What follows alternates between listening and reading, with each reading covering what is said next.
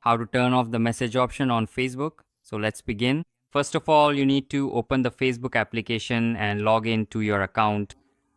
After that, you need to click on these three lines you see here, then go to settings and privacy, and then click on settings. From here, you need to scroll down and click on how people can find and contact you. Then scroll down further and here you can see the option how you get message requests.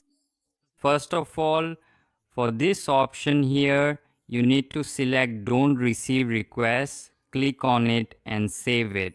After that, for the second option, you also need to select this same option and save it.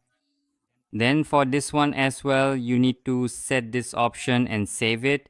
And for this last one, you also need to select the don't receive request option and save it. Now what this will do is limit the number of message requests you receive. Apart from this, if you want that no one can ever send you a direct message permanently, then you have that option as well. Go here and then click on this profile icon that you see. Then from here, click on these three dots you see and select lock profile.